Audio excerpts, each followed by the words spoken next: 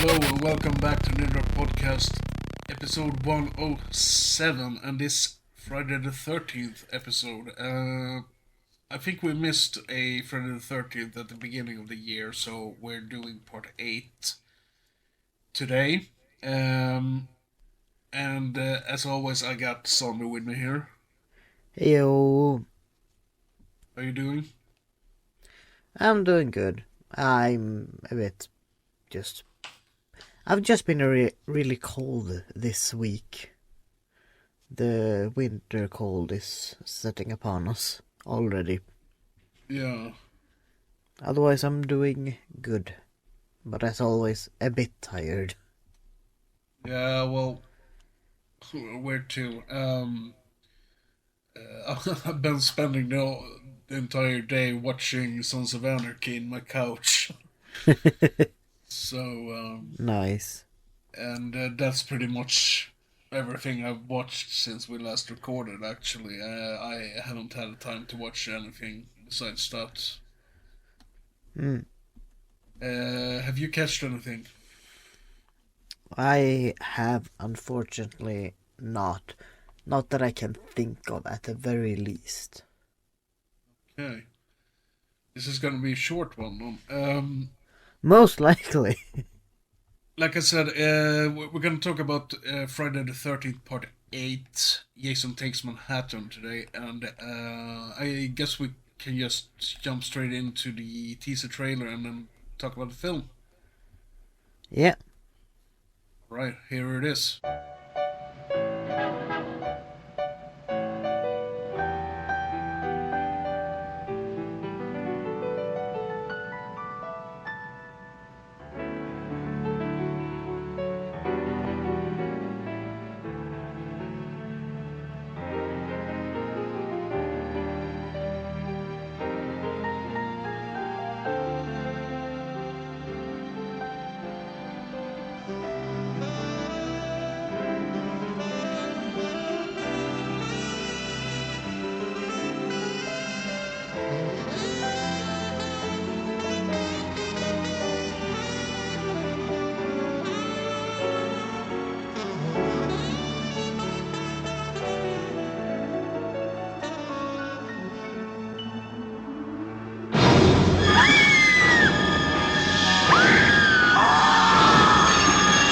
Friday the 13th, Part 8.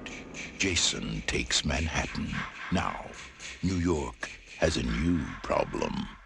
Jason Voorhees is accidentally awakened from his watery grave and boards a ship full of graduating high school students headed to Manhattan, New York. Okay, so that's the small, short, and sweet plot synopsis from IMDb, which I've edited somewhat. But if you're a fan of the Friday movies, I guess you already know what the movie is about.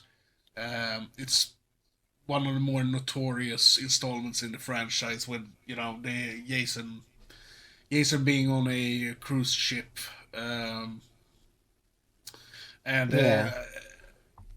I guess it's kind of regarded as one of the weakest installments in the franchise as well, and I tend to agree somewhat on that. I never hated Part 8, but I've never, loved it either. Yeah. Yeah. It's one of those installments that I just feel it's alright. It got some really good things in it, but it also got a lot of really bad things. Yeah. For example, the Jason can teleport all of a sudden in this one. Yeah, I felt like that was very out there. Like, okay, he's Yeah, I listened to a podcast when they were talking about this one, and one of the hosts said something about it being just bad editing. I personally don't think it's just bad editing. I think it's bad directing and bad writing, actually. yeah, Because there are several instances when Jason is standing around it one spot, and then 5 seconds later he's in a completely different spot, which there's no chance in hell that he, could. Got there faster than the victim. Yeah, exactly. Like Um, there was the end there where the teacher dude was running into a building. We saw Jason like a few good meters back, and then suddenly he just is in the building apparently and throws the dude out. Like what? yeah, that's actually one of the scenes I was thinking about. It, Yeah, it like doesn't that. make. Yeah, it doesn't make any sense whatsoever. That's the biggest point where you can see where it was just teleporting and not bad editing or anything Yeah. else. Like I said, I think it's just bad directing and bad writing. I think the guy who both wrote and directed it, his name is Rob Hayden, I think. I think this was his first movie as well. Mm. Another bad thing with the film is that it's basically a lie, because it's called Jason Takes Manhattan. It's not called Jason Takes a Cruise Ship. Yeah, like that's also something I noticed. Like the majority of it is on a boat to Manhattan, not in Manhattan. Yeah, and Like the Manhattan part of the film isn't even in Manhattan for the majority of it, because they shot the film in Vancouver, if I remember correctly, because wow. the shooting costs were really high. Um, Uh, well, this being a first time watch of this movie, and I've seen like all the other 7 parts of the franchise, I can say that this, out of all of those earlier ones, is clearly like it's not on the same level as them. Most of the other ones brought something to the table that one could like and remember. This one would just feel like they had an idea and they didn't execute it. well, the original idea for the film was that the boat part would be like 1/3 of the film, and the rest would take place in Yeah, Manhattan. But because the Friday movies were made on the cheap, they couldn't really do the majority of the things they wanted to do because of the budget. yeah, because So like what I expected of the movie was that we were gonna see Jason take on a lot of Manhattan people, or New Yorkers in this case, because that's where it landed. But the majority of the people he kills are people on the boat, but like also just people that in one way or another came from Crystal Lake. yeah, And it felt like you just put the people in a bit different background, because you still have the same kind of people in all the others and Jason, and just put them in the back alleys and the sewers of like Manhattan, and it feels like that's not taking on Manhattan. That's just putting them in like from a cabin or small town area to just putting them in a big city. It gives really nothing if you take both the victims and Jason, and not just picking Jason up from his cozy little small town murders and drop him into the city. one thing that struck me this time when I was watching the movie was that Jason basically ignores almost everyone besides the teenagers and the people who were on the boat. Yeah, that's what also Uh, really annoyed me, that he only ever killed others if they came in the way. And like, yeah, but I'm coming to that. The thing that struck me this time was that he mostly kills those people, and when he is in Manhattan, he just follows them. yeah, So I don't know if it's meant to be like this curse of Jason. He's yeah, destined to kill all of those who trespasses at his Lake. at no at his camp, Yeah. and these are the last Crystal Lake teenagers. So it's sort of like with the whole curse of Freddy, that Yeah, he yeah. he kills all of the kids on Elm Street. But yeah, this is just me, pulling things out of my ass. But Well, it seems like the best like explanation so far. yeah, but because he basically just kills these, people in Manhattan that comes in his way. Yeah. Like the only people he doesn't kill that get semi in his way is when he is in a crowd of people and he just moves up his mask and scares them away. Yeah, the punks. That Yeah. scene is iconic. I can see why. Also, when he crashes into the restaurant, Yeah. and that big fella is, he's gonna kick Jason's ass, but Jason just Throws him throws him at into the mirror. Yeah, and that You doesn't know, necessarily kill him. no, but the guy is like one head taller than Jason. Yeah, You yeah, know yeah. who that guy is? I do not. Ken Kersinger. And he worked together with Kane Hodder on a lot of movies as a stuntman. And Ken would play Jason in Jason Freddy vs. Jason 14 years later. Nice. Nice. So, but yeah, I mean, Jason Takes Manhattan, like I said, it got some really good stuff in there as well. I really like some of the kills. They are a bit shortened down, like most of the kills in the franchise, I Yeah, guess. that irked me a bit. I could have enjoyed this movie far more if some of the kills were drawn out longer, except like the second kill, which were like a girl's laying down saying no no and taking forever to die. But all the other ones are fast and like To the I don't point. remember too many of the other kills, but they were very uninteresting. I mean, Most of them yes, were. some of them are, yeah, but some of them are really good. Like the guy who gets thrown down onto the, Yeah, I don't know what that is, the like an antenna-like antenna. things, and the other guy that got Yeah. his head punched off Yeah, him. Julius. That scene is actually iconic as well. And Except before that, it was the most awkward fight, quote-unquote, fight scene in the whole movie. if I remember correctly, in Crystal Lake Memories, it's a huge documentary. It's like 6.5 hours long. When they are talking about Friday 8, and Kane is interviewed, he tells the story of that scene, and he says that he told the guy who played Julius that punch me for real.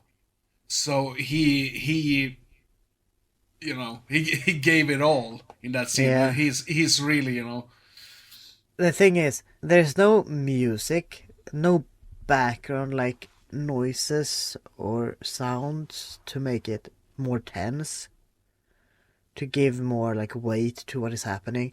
You get mostly a far away shot of what is happening, and it goes on a bit too long. To like yeah, if it if it if I it can see where you're coming from, but I find that scene so amusing because this boxer guy is just punching Jason over and over and over and over yeah again, yeah and then when he's like, he can't really punch him anymore, he's like, "Give me your best shot, motherfucker," or something, and then yeah Jason just punches him one time and his head flies off. yeah. I can get behind that. But it just relax. If they had like more tense music behind it, and you got more of those close up shots, and had it a bit shorter, would feel more like he's trying to have a fight to the death rather than awkwardly backing Jason up with punches. Like, back up, back up. And he's doing it with punching instead of like... The scene might as well have been him just aggressively shoving Jason back. And that would have had the same effect. Like, on Jason, that is. Yeah, well... It would be more fun that way, though, out of nowhere. I disagree with you. I really think that scene is a lot of fun. It is fun. It is fun. It's just in a horror movie. Yeah, well, it is stupid, but it's, it's fun. It's just, in the horror sense, I don't like it, but at the same time, it was fun.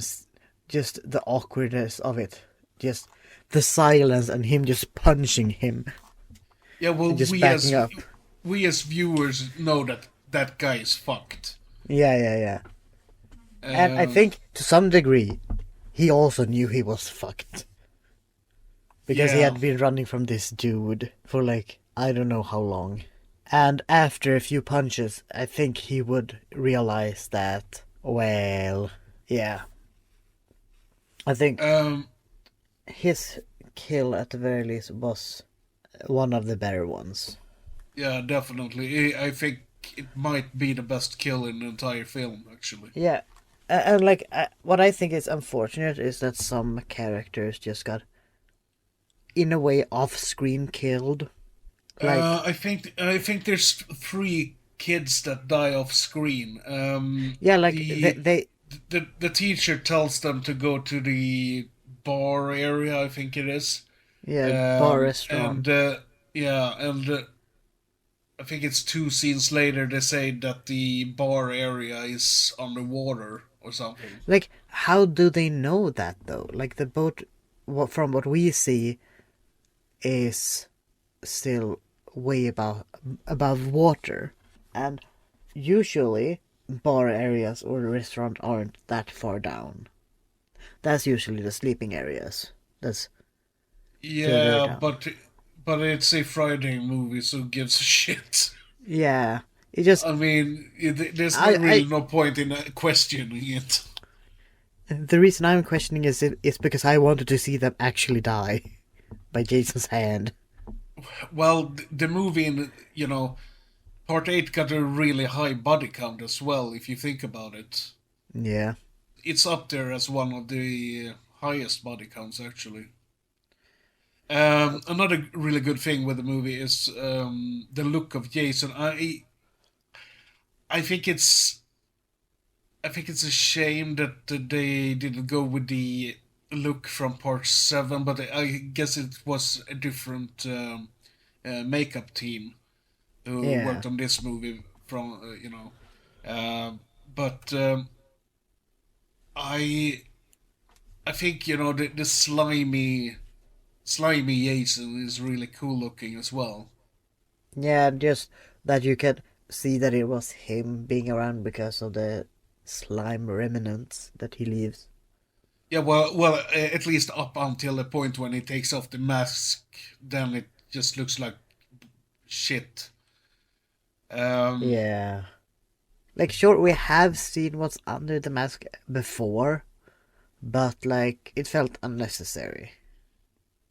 Especially... No. I don't mind seeing him without the mask.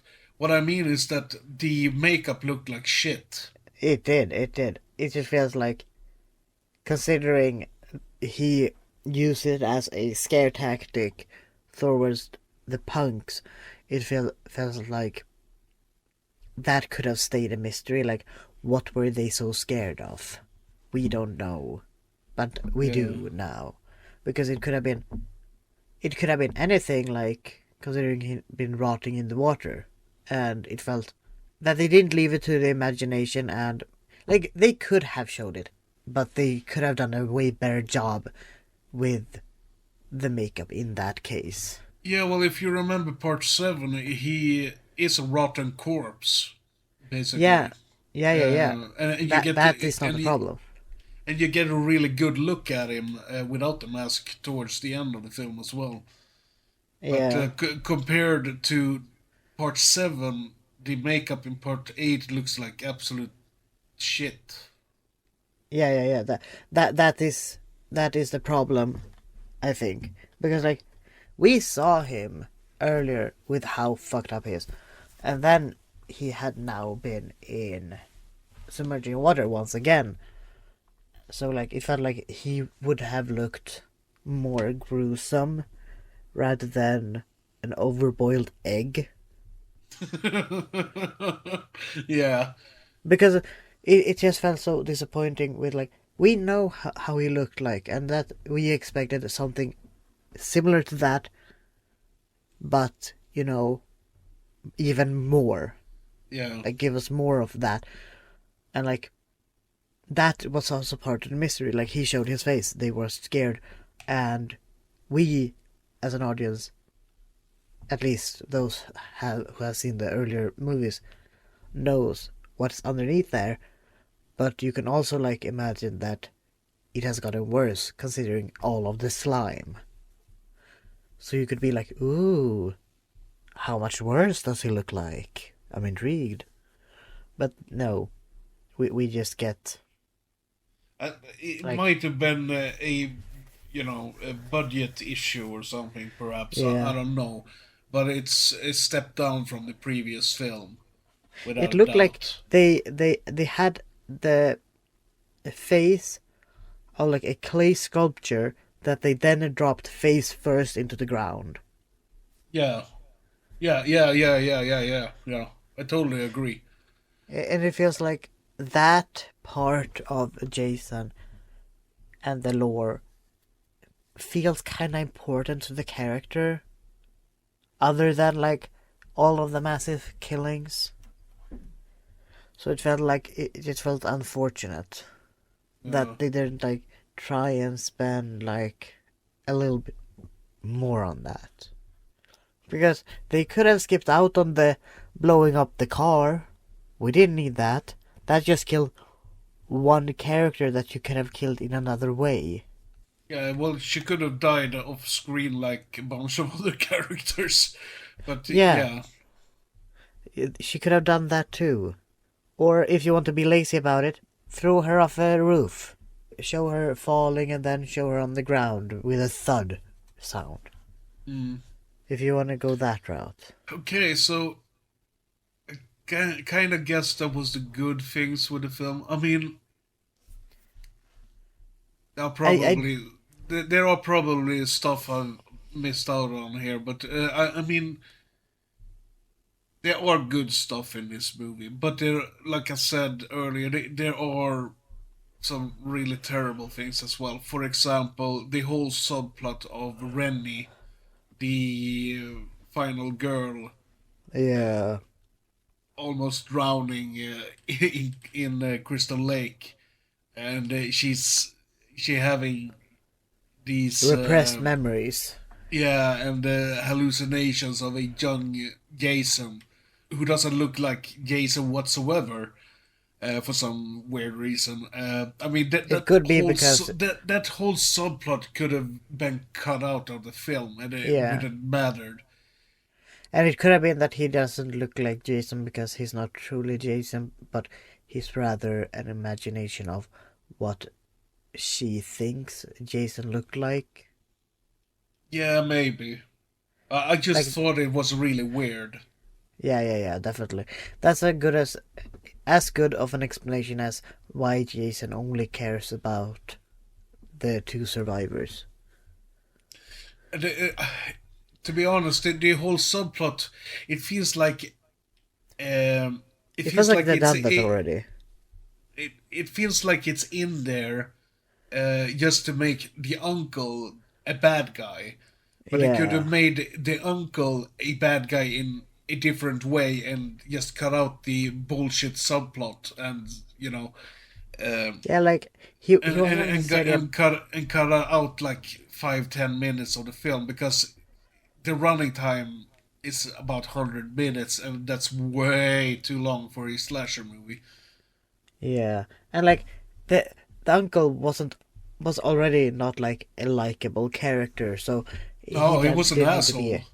he did need to be like as bad of a character as it said, and it feels like it was just a plot device to make. This is the reason Jason is like chasing you, kind of deal, and it felt unnecessary because like we've already had characters that has had some sort of beef with Jason.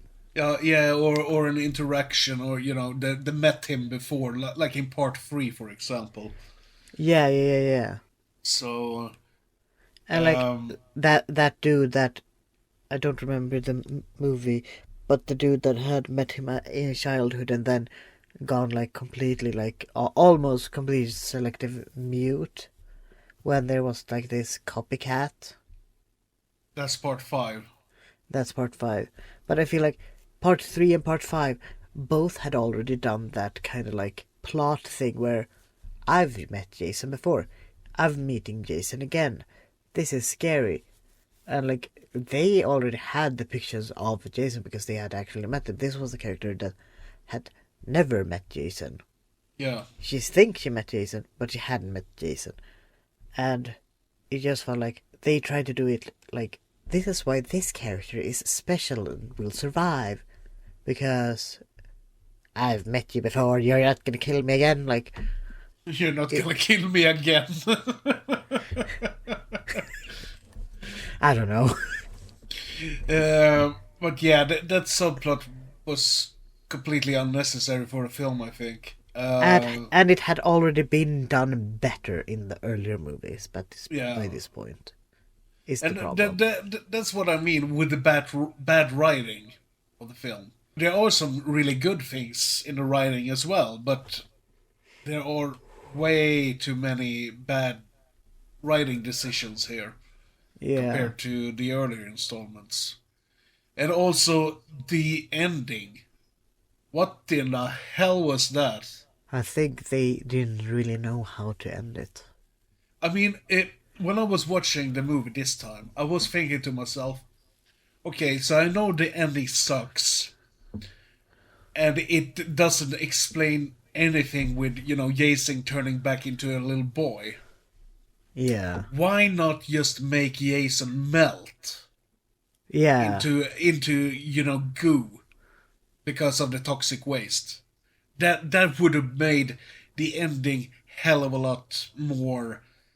Um, you know, makes sense. yeah, it would have made a hell of a lot more sense than the ending we got. And Like the that. the, That the, will. the thing is that the ending would have been even more ridiculous if they had went with the original idea.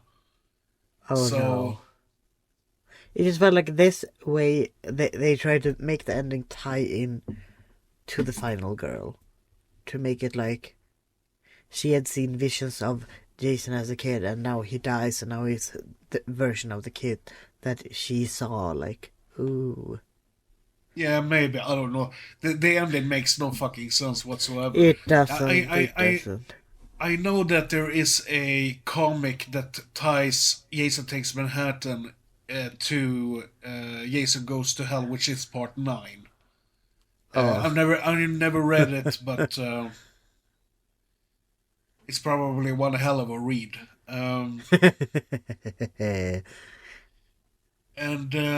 what else is there?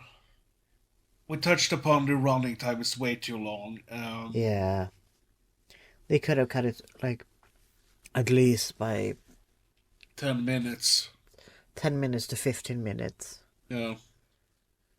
Like just cut out all of the scenes with Jason as a child, Mm.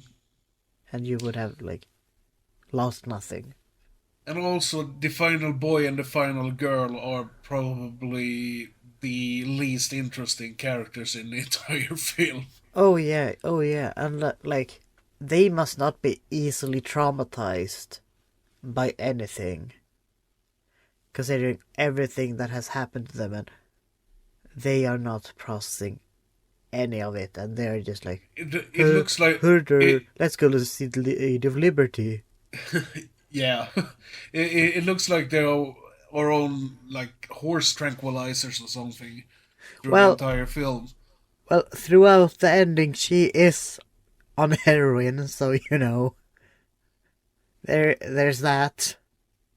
Was it heroin? I thought they said it was cocaine. She was on drugs, simply put. Yeah, well, yeah, and she sobers up real quick as well, Yeah. which doesn't make any sense. And by the way, the characters rarely gets wet because like they jump into the water or are submerged in water and they run a few meters and then all of their clothes are completely dry. They're not Yeah. dripping anything. These people dry up real fast, get sober from drugs they've never taken real fast, and they can't die apparently. Oh yeah, I used to remember one thing that I thought was, or well, I've always thought it was absolutely hilarious, is the fact that Rob Hayden, I kind of guess, thinks that, or rather thought, that they flushed the sewer system with the toxic waste at midnight in New York each night, Yeah, like which doesn't make any sense whatsoever. those fumes would get out in the regular air. Yeah, There will still be remnants of toxic waste down there by the morning. yeah. And then also, why would they do that?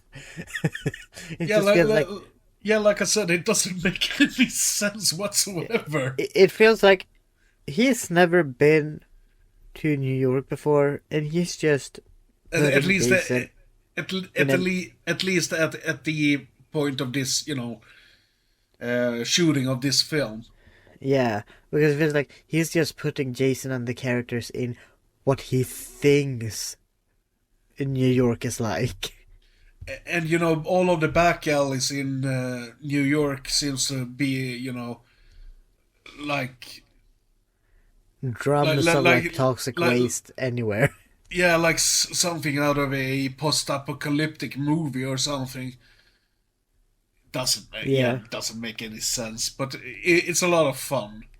Yeah, like apparently there's toxic waste everywhere in New York. It's But only in the back alleys. only in the back alleys and in the sewers at midnight. Yes. Ah, It's so stupid. yeah, it truly is. But yeah, I mean, there are Wow, people this that, sure is a short episode. yeah, I think we should just round this up because what else is there to say? I mean, there are people that hates this movie. I don't hate it. I think it's all right.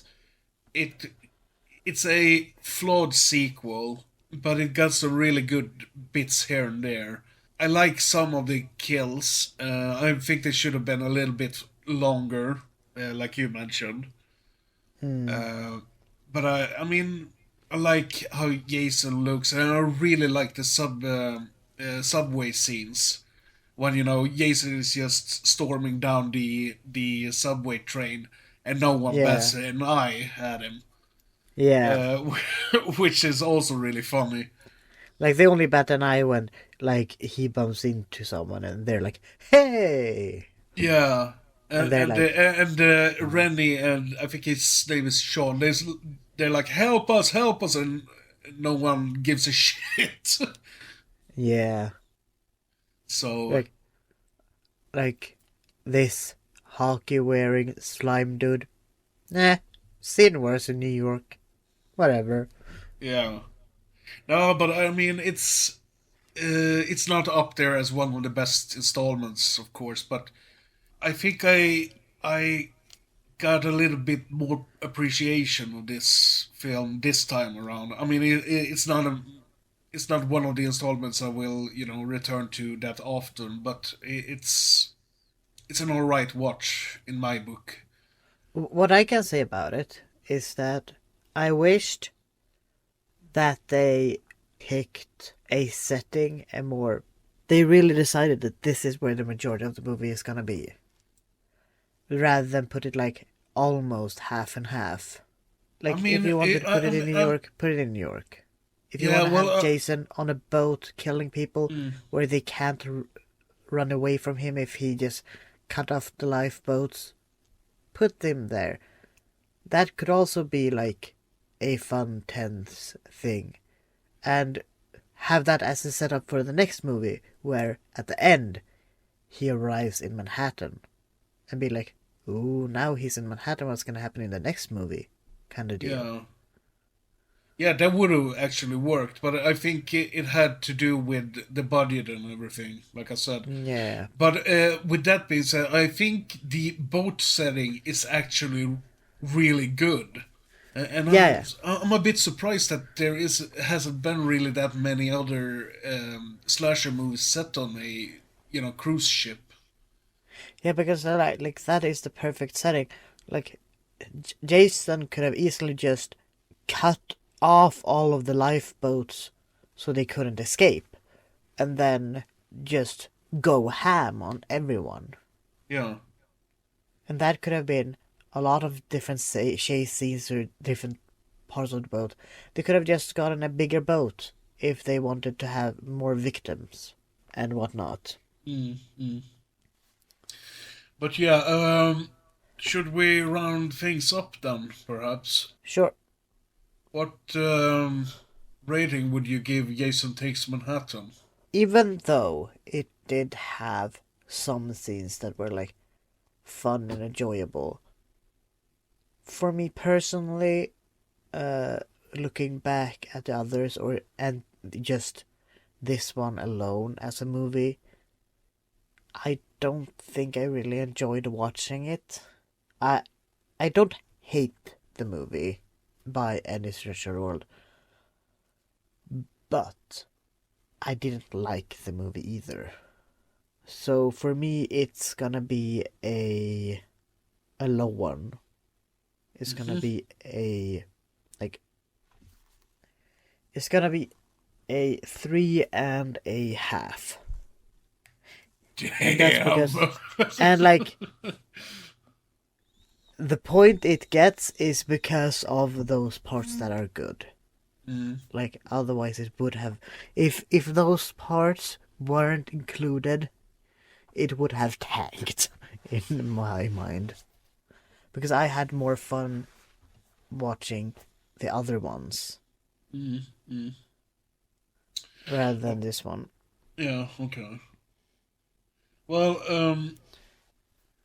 I think I would have given this one a 4, perhaps a 5, if we had talked about it a couple of years back. But I think I'm gonna go with a 6.5 on this one, actually. Wow. Um, I've Wow. seen this a bunch of times before, and I've always thought it was basically the beginning of the end for the Friday the 13th franchise. I can see that. Uh, but I mean, I grew some more appreciation for the film this time around. So, yeah, it's a 6.5 from me. It's not up there with my favorite ones of the franchise, but it's definitely a good time if you just turn off your brain and want to see Yeah. some really stupid slasher stuff going on. I just think that coming from the seventh movie and all the other installments of the franchise by this point, this one was very ambiguous in comparison. Okay. I'm sorry for my cat. He just jumped up onto the mic out of nowhere. It just feel like compared to all the other ones, it's such a different setting Yeah. and circumstances and whatnot to put him in compared to the other ones.